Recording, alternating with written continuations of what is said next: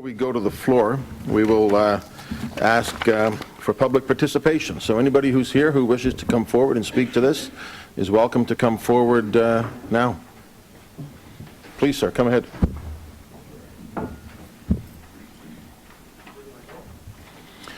You're the CAO for the next few minutes. So take advantage of it. Yeah. Welcome. Just give us your name and where you live, and the floor is yours for 5 minutes. Perfect. Thank you, everyone. My name is Rick Mayuk. I am a resident of Dartmouth and a member of the Friends of the Dartmouth Splashpad, but today I'm here as a citizen of HRM and a huge advocate of the Aquatic Strategy, which is why I'm here today. In May of 2015, HRM staff prepared and presented, and Regional Council unanimously supported the Aquatic Strategy. A very exciting report and long anticipated and long waited for strategy.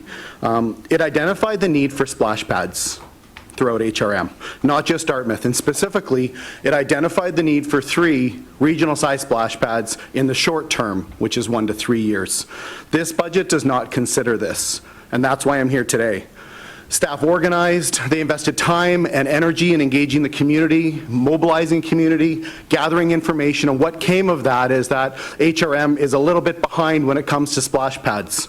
The average being 4.82 splash pads per 100,000 in population, and HRM sitting at only 1.8 per 100,000. A strategy without funding is wasted, and a great deal of investment went into preparing that report and making recommendations back to this regional council, which again was unanimously supported in just May, 6 months ago. So why splash pads?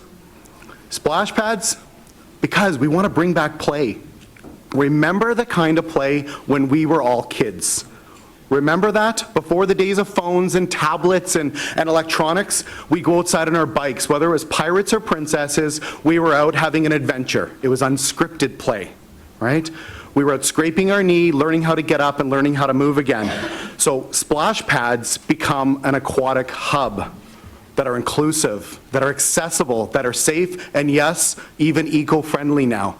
So splash pads have come a long ways. And I think that the really important part that I get passionate about is splash pads as recreation hubs bring communities together.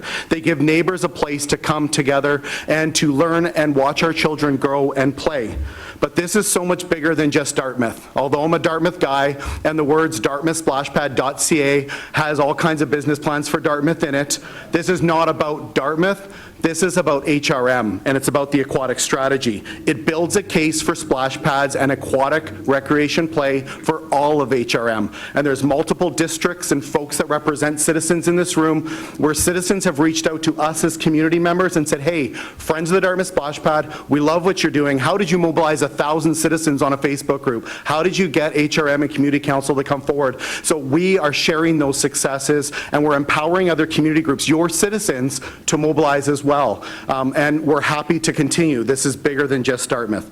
So as a community group, sometimes budgets like this, and we know it's a process that can be a little bit disheartening at first. We know the dollars count. We get it. It's a balance.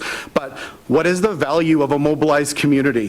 What is the value of an engaged community and citizens that come forward and have even raised funds to date to come forward and say, hey, this is important?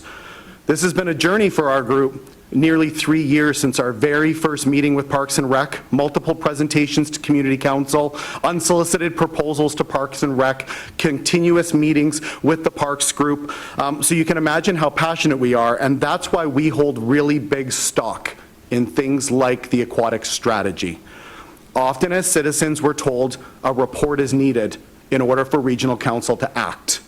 So when the Aquatic Strategy finally came to fruition, we were very happy because we had already been working on this for 2 years as volunteers. We have full-time jobs, we have families, we have businesses, and our group is a member of citizens throughout all of HRM, not just Dartmouth. It truly always was bigger than just Dartmouth.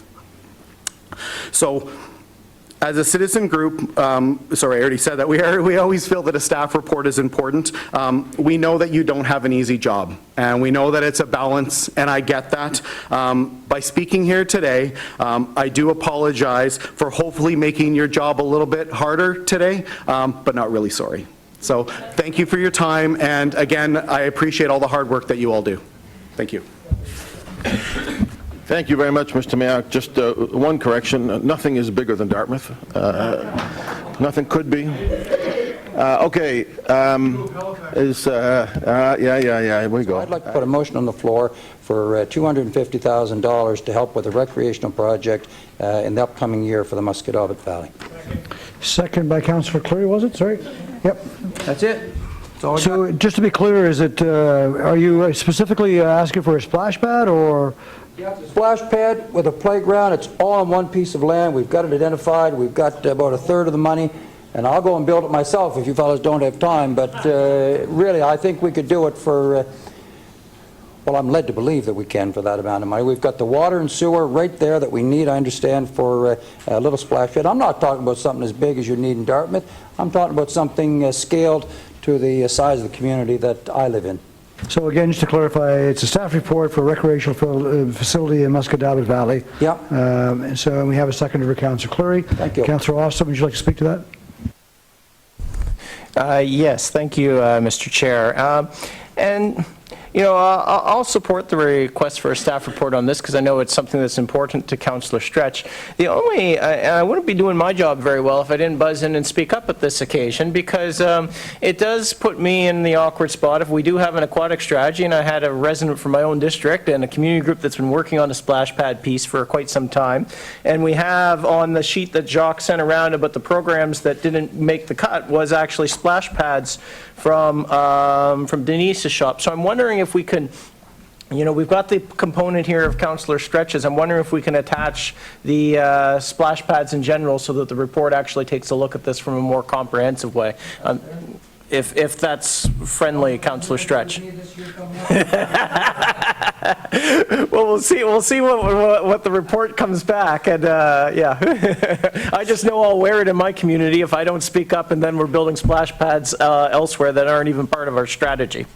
So just to be clear, you're asking, Councillor, just to be clear, Councillor Austin, you're asking that. I'm asking, like, if we're going to add splash pads in, we add the Musquodoboit as part of the report, but we also include the splash pad program that was cut from parks. And the solicitor suggested to be in the context of the aquatic strategy.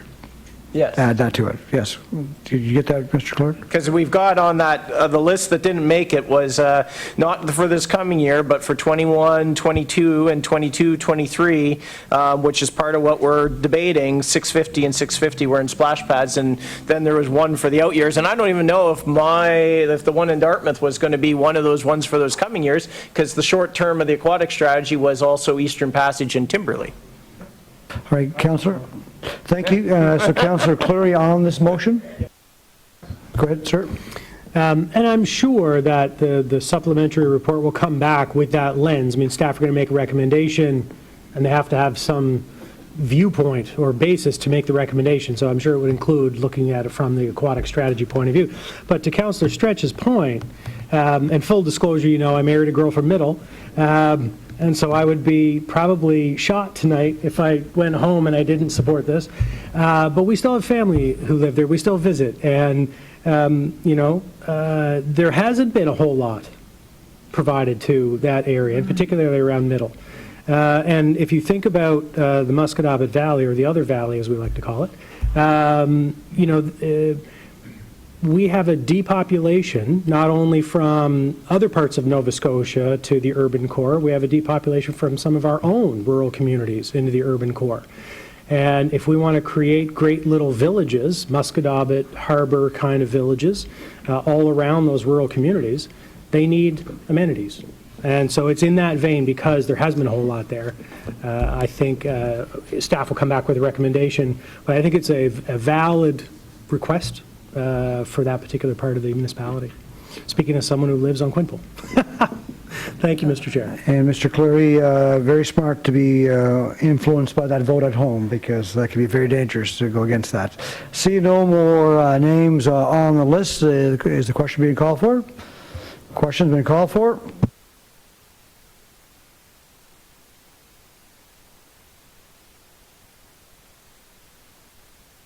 And that passes. So if you could return the main list, please, Mr. Clerk.